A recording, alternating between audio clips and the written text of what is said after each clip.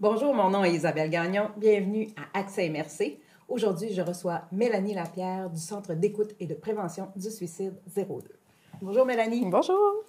Le Centre d'écoute et de prévention du suicide, il me semble que l'appellation a changé. L'appellation a changé depuis très peu de temps. En fait, on était connu auparavant sous le nom de Centre de prévention du suicide 02 et on collaborait étroitement avec Tel-Aide Saguenay-Lac-Saint-Jean depuis déjà une dizaine d'années. En novembre 2023, on a décidé d'unir officiellement nos forces en fusionnant nos deux organisations pour devenir maintenant le Centre d'écoute et de prévention du suicide 02, ce qui change rien à ce qui était déjà offert dans la région du Saguenay-Lac-Saint-Jean par nos deux organisations. On est simplement venu bonifier tout ça là, en joignant nos missions ensemble. OK. Donc, on regroupe les services, mais ça ne change rien, justement, parlant des services. On peut peut-être commencer par l'écoute. Oui. Donc, oui, je te laisse aller. L'écoute téléphonique, auparavant, donc, était connue sous le nom de Tel-Aide Saguenay-Lac-Saint-Jean, au 1-888-600-AIDE. Les gens peuvent téléphoner sur cette ligne-là 24 heures sur 24, 7 jours sur 7. C'est gratuit, c'est confidentiel, c'est anonyme. C'est principalement pour les gens qui veulent discuter de tout et de rien. Autant si c'est des choses plus difficiles qu'ils vivent actuellement que si c'est des bonnes nouvelles qu'ils souhaitent partager. Des fois, on a juste besoin d'une écoute attentive, hein, quelqu'un qui va nous entendre sans jugement, sans essayer de trouver des solutions, sans conseils, juste vraiment d'être là pour écouter. C'est ce qu'on offre au niveau de la ligne d'écoute téléphonique. Puis, parallèlement à ça, on a aussi une formation qui s'appelle la formation sur l'écoute active, qui est offerte à monsieur, madame, tout le monde dans la communauté qui souhaiterait peaufiner ces techniques en écoute. OK, puis on fait comment pour avoir accès à cette formation-là? C'est des formations de groupe ou c'est individuel? Ça marche Les gens peuvent s'inscrire de façon individuelle, peuvent nous joindre là, sur notre site Internet www.cps02.org. Les gens peuvent nous contacter pour avoir plus d'informations. Ça peut être autant une organisation qui souhaite former plusieurs personnes à la fois que des gens de façon individuelle là, souhaitent s'impliquer à suivre cette formation-là aussi. OK. Je reviens à l'écoute. Tu m'as surpris un peu, j'avoue, en me disant on peut parler de tout et de rien. Donc, c'est pas seulement une personne qui file pas, qui est en dépression, qui a des idées suicidaires même, qui peut appeler. Donc... En fait, il y a deux services au niveau téléphonique. La ligne d'écoute, donc celle que je viens plus de décrire, que monsieur, madame, tout le monde peuvent téléphoner pour parler un peu de tout et de rien. Et il y a les services d'intervention téléphonique. Ah, d'accord. C'est vraiment les deux parallèles de notre organisation au niveau téléphonique, au niveau première ligne, parce que la ligne d'intervention téléphonique, là, on parle vraiment de ligne de prévention du suicide. Okay. C'est tout ce qui concerne autant quelqu'un qui ne va pas bien, qui vit de la détresse, qui peut avoir des idées suicidaires de façon très claire, très précise, comme peut-être ça peut être un peu flou, pas certain que c'est à ce point-là que sa détresse se dégage, mais ça peut aussi être pour quelqu'un qui est inquiet, pour quelqu'un d'autre, autant un proche, un ami, un membre de la famille qu'un collègue, un employeur, un professionnel de la santé. C'est aussi une ligne qui est offerte pour les personnes en deuil à la suite d'un suicide. Peu importe ça fait combien de temps que le deuil a eu lieu, que le décès par suicide a eu lieu, les gens peuvent utiliser notre ligne. Et là, on parle de la ligne 1866 appel. C'est pas la même chose. C'est pas la même chose. On a vraiment deux services de première ligne. Par contre, une personne qui téléphonerait, par exemple, à la ligne d'écoute au 1-888-600-AIDE et qui finalement confierait avoir besoin d'aide au niveau d'une détresse suicidaire pourrait très facilement être transférée sur notre ligne de prévention du suicide. D'accord. Est-ce que vous offrez aussi, tu me parlais de formation de groupe, de possibilités. Vous avez un volet prévention, sensibilisation. Ça se déploie comment dans la région? Est-ce que c'est du un par un auprès de monsieur et madame tout le monde ou vous œuvrez vraiment, vous avez des programmes vraiment pour œuvrer auprès des organismes de la région? C'est très large. Nous, les services de prévention et de promotion, on se promène vraiment partout dans la région. Il faut savoir que nous, on couvre la région Saguenay-Lac-Saint-Jean, Chibougamau-Chappais. Donc, évidemment, avec la distance, Chibougamau-Chappais, c'est souvent un peu plus en visio, par exemple, qu'on va effectuer nos activités. Mais l'axe de la prévention est très grand.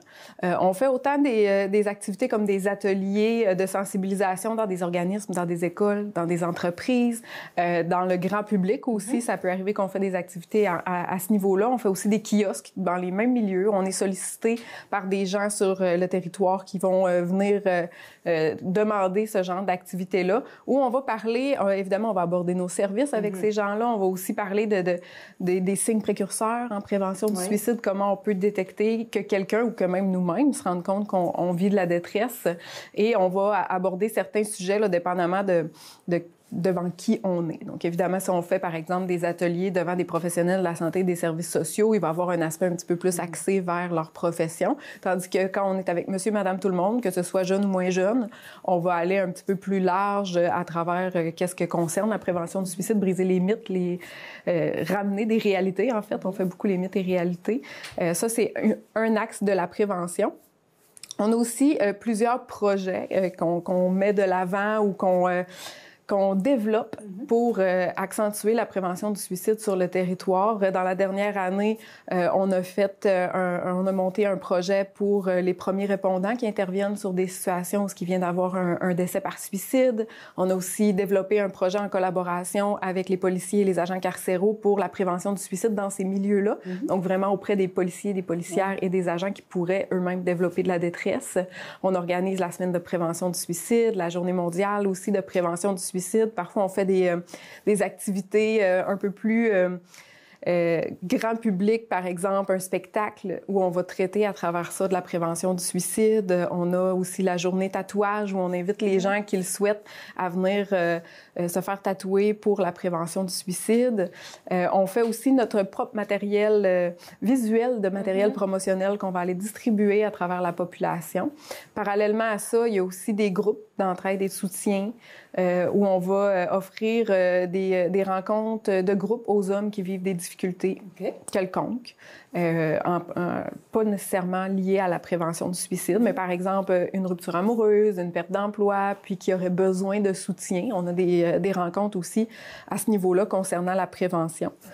Est-ce que c'est, excuse-moi d'intervenir, mais est-ce que c'est ce dernier service-là auprès des hommes en lien avec le centre de services pour hommes Optimum? On a des services semblables. En fait, le centre de ressources pour hommes Optimum offre le service Trajectoire au niveau des hommes en difficulté. Nous, on a le penchant dans la sous-région du Saguenay, qui est le groupe Transition. Donc, c'est le même principe de rencontre hebdomadaire qui se fait avec des hommes qui vivent des difficultés.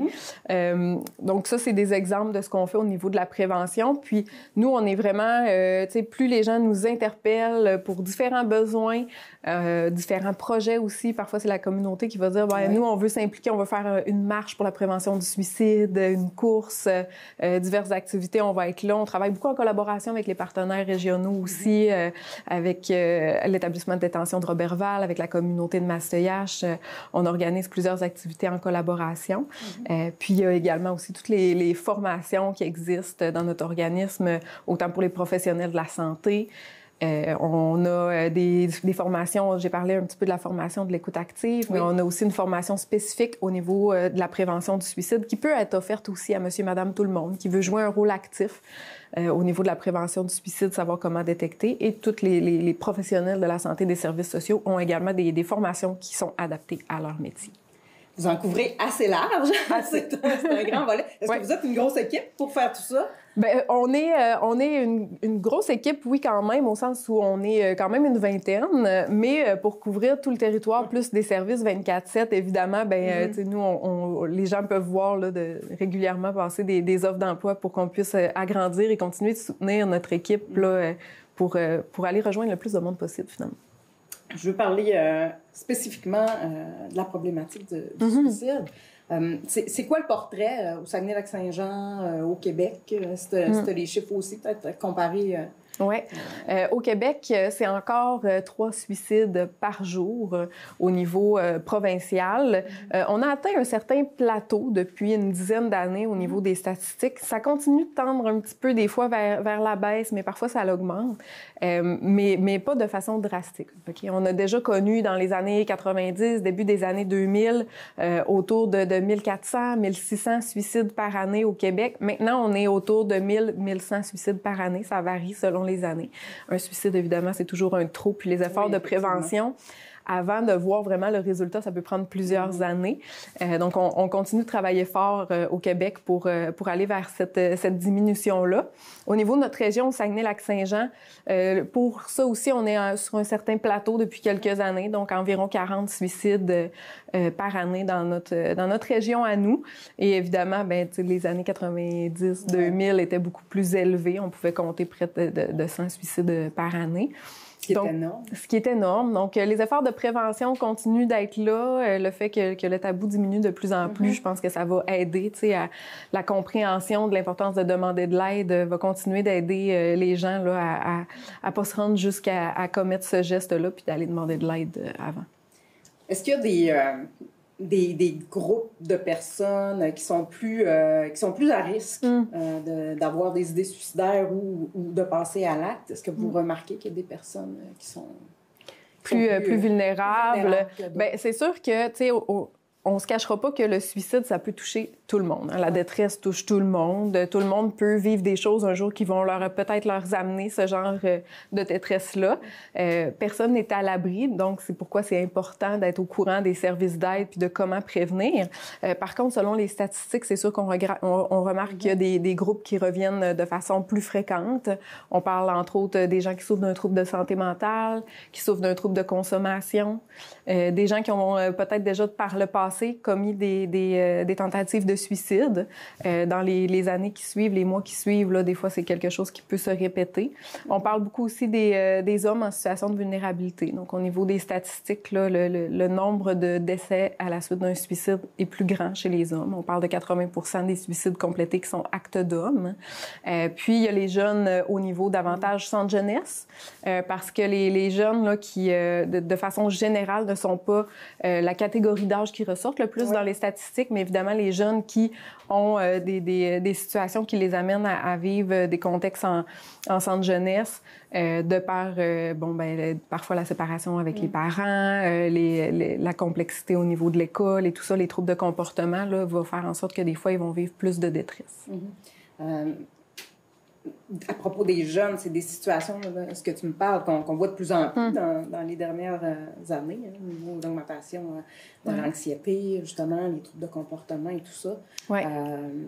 Est-ce que ça correspond à une hausse de la problématique chez les jeunes ou c'est tout de même assez stable? On a parlé du grand groupe tout à l'heure, mais est-ce que chez les jeunes, comment ça se passe?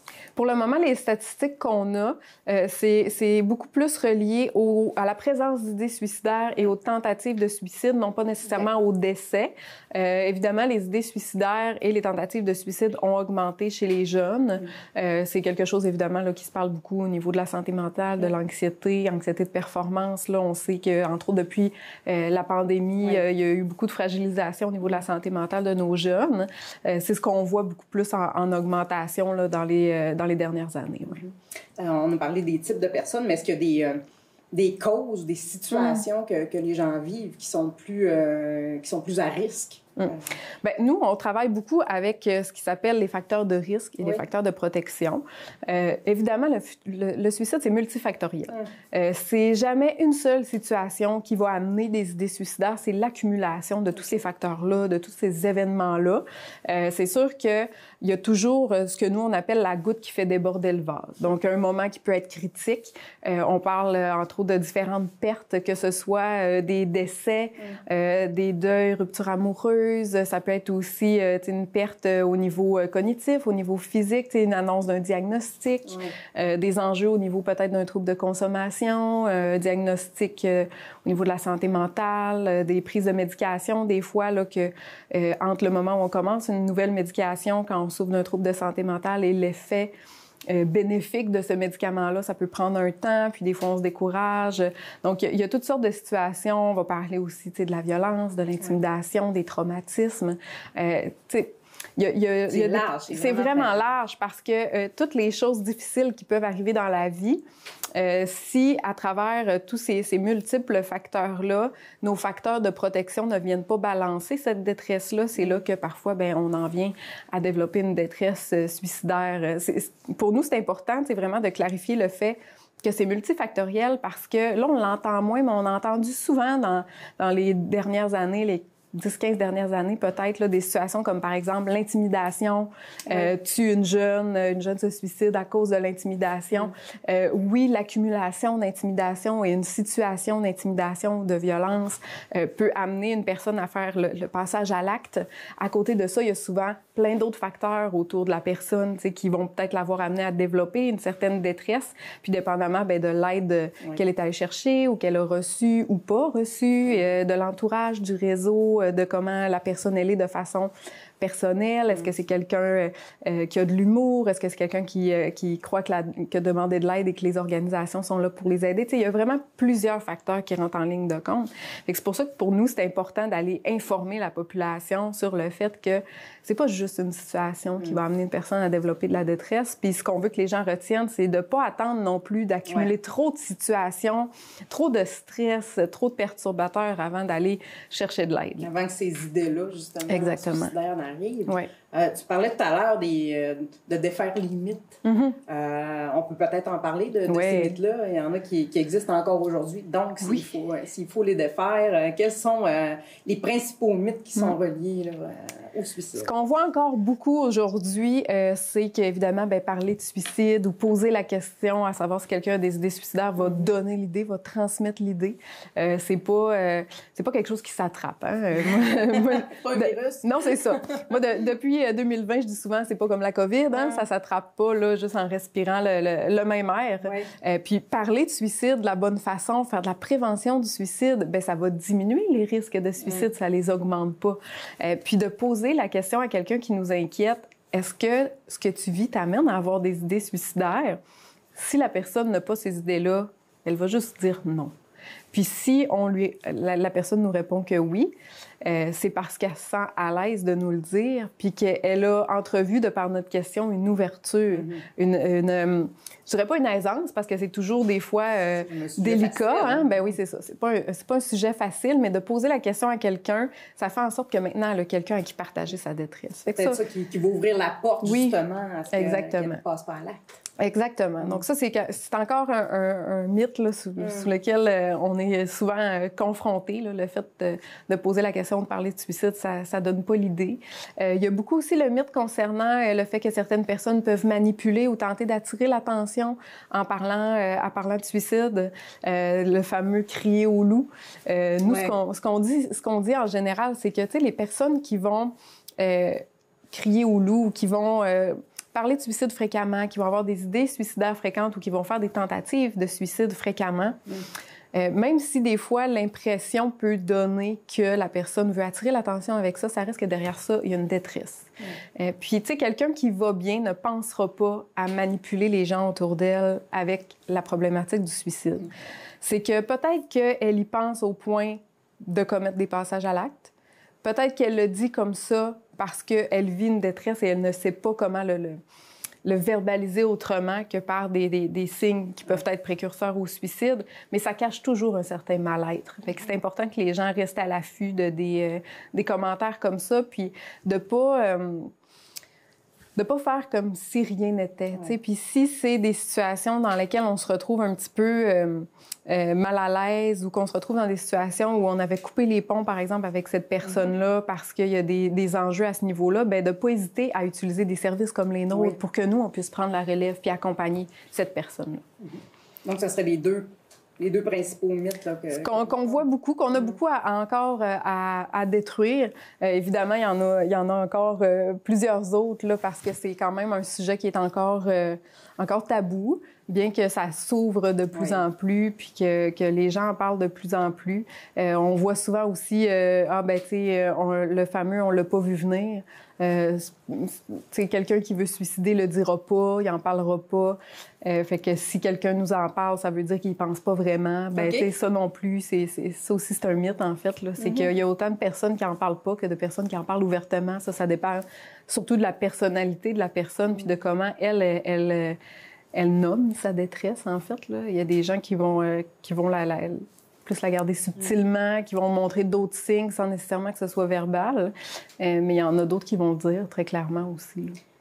Justement, quels sont les signes là, qui devraient être des signaux d'alarme là, pour quelqu'un qui vit avec une personne qui a des idées suicidaires ou quelqu'un qui ne sait même pas qu'il vit avec quelqu'un qui a des idées suicidaires, ce qui peut très bien. En effet. Selon ce que tu viens de nous dire. Donc, les signes, les signaux d'alarme? Nous, on catégorise un peu là, au niveau des signes précurseurs, soit des signes qui vont être plus comportementaux, d'autres qui vont être plus émotionnels, cognitifs, aussi à travers ça. Évidemment, tu sais, tout ce qui touche à des symptômes, des signes de dépression, d'anxiété, hein, tu sais, avoir un diagnostic de dépression ne fait pas en sorte qu'automatiquement quelqu'un va avoir des idées suicidaires. Même chose pour un diagnostic d'anxiété ou d'autres troubles de santé mentale. Par contre, évidemment, ben, tu sais, les personnes qui ont des idées suicidaires, souvent vont peut-être être un petit peu plus irritables, avoir plus d'anxiété, plus de stress, plus de pleurs aussi. Rester peut-être plus alerte. Rester plus alerte quand quelqu'un semble ne pas bien aller pour X, Y, Z raison, hein, parce que c'est sûr que le début d'une détresse, éventuellement, ben, pourrait s'agrandir à ce point-là. Il y a tous les changements de comportement. Donc, quand on connaît bien la personne, de se rendre compte que son attitude est différente, qu'il y a peut-être des activités qu'elle faisait avant, des passions qu'elle avait avant qu'elle ne fait plus, qu'elle n'a plus cette énergie-là ou cet entrain-là, qu'elle a un changement d'humeur, quelqu'un qui a un changement aussi au niveau de sa consommation d'alcool, drogue, médicaments, au niveau de son appétit aussi, quelqu'un qui vient plus facilement dans la lune, qui a des difficultés de concentration, ça peut être des choses qu'on remarque aussi. Encore une fois, la liste peut être très longue, dépendamment de comment est la personne. Donc, si d'emblée, la personne, c'est quelqu'un qui a facilement une joie de vivre, qui rit beaucoup, qui fait beaucoup de blagues, puis que là, à travers ce qu'elle vit maintenant, ben là, elle a perdu cette étincelle-là, ben ça peut tranquillement montrer qu'elle vit quelque chose de difficile puis qu'elle peut vivre une détresse. Il y a aussi le don d'objets. Il y a des gens qui remettent des objets on entend quand même souvent. À des gens de leur entourage, qui vont préparer des lettres d'intention aussi, qui vont régler des conflits. Ils vont aller vers des gens que ça fait longtemps à qui ils n'ont pas parlé ou avec qui ils étaient en conflit puis qui veulent régler certains conflits. Puis un des signes qui est le moins clair, je dirais, au niveau de la prévention du suicide, puis qui peut rendre la situation très ambiguë, c'est ce que nous, on appelle la rémission spontanée. C'est que des fois, il y a des personnes qui vont vivre de la détresse, qui vont vivre des situations difficiles, puis que du jour au lendemain, sans qu'il y ait eu vraiment de changement dans leur situation, vont sembler plus de bonne humeur, sembler en paix, apaisés. Souvent, ils vont un peu faire le tour des gens dans leur entourage, leur dire à quel point ils les aiment, à quel point ils sont importants, des choses alors comme que ça. C'était pas ça, là. Ben ouais, c'est ça.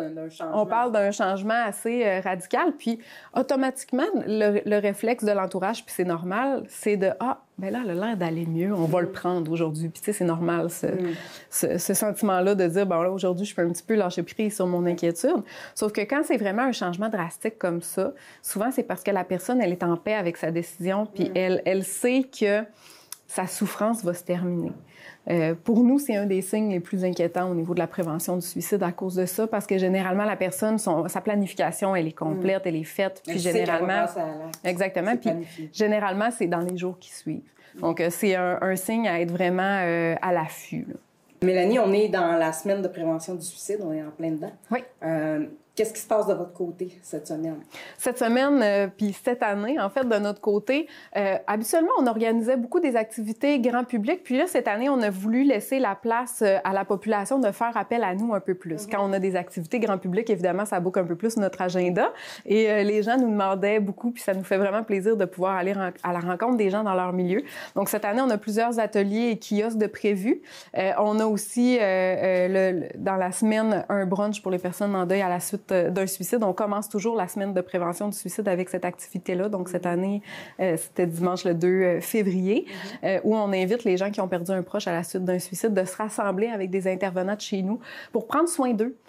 Parce que, évidemment, c'est une semaine où on entend beaucoup parler de cette problématique-là, puis ça peut brasser beaucoup de choses, beaucoup d'émotions. À travers ça, on a aussi des activités pour nos sentinelles en prévention du suicide, qui sont des gens dans Monsieur, Madame, tout le monde, mais aussi des gens qui travaillent en entreprise, en diverses organisations, qui ont suivi une formation de 7 heures pour la prévention du suicide. On offre des ateliers de formation continue. Donc, une activité à Saguenay, à Jonquière, et une activité au lac là, à Roberval. À travers ça, on a aussi une belle collaboration avec la communauté autochtone de Mastéache, où on organise avec le comité promotion de la vie plusieurs activités pour les gens de la communauté. Puis, on demeure évidemment très actifs sur nos réseaux. Et cette année, on va faire, durant la semaine de prévention du suicide, donc durant cette semaine, on va lancer un peu plus officiellement au grand public la campagne de prévention et le programme de prévention qu'on a créé en collaboration avec les policiers de la région et les agents carcéraux pour la prévention du suicide dans leur milieu. Donc, on parle vraiment là, au niveau des travailleurs de ces métiers-là. Donc, le personnel de la sécurité publique là, qui peuvent être un peu plus à risque de développer certaines détresses de par le métier qu'ils font. Donc, cette année, on va lancer cette campagne-là durant la semaine de prévention.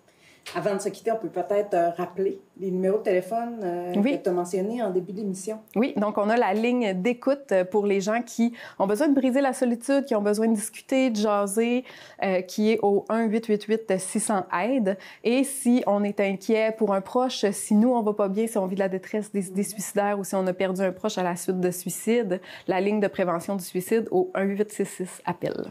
Puis, il y a votre site Internet aussi. Exactement. Notre site web, www.cps02.org. Page Facebook, Instagram, LinkedIn, TikTok.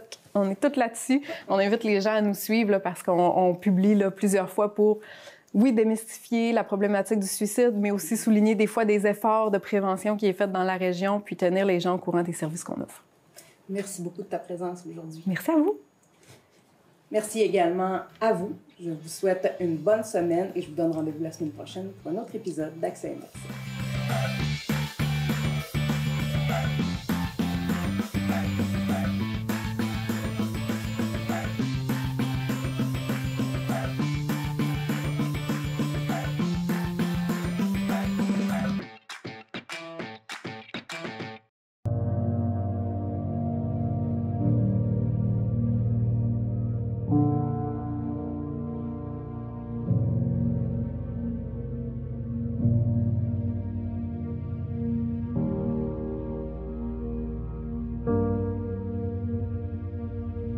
Tout le monde est vulnérable quand l'uniforme tombe. 1-866-APPEL. Un message du Centre d'écoute et de prévention du suicide 02. La télévision communautaire autonome parle des enjeux locaux, donne une voix aux citoyens et citoyennes en plus de faire rayonner les talents d'ici. Accessible à tous, elle appartient à la communauté et donc à vous. J'ose ma télé communautaire, mon média de proximité.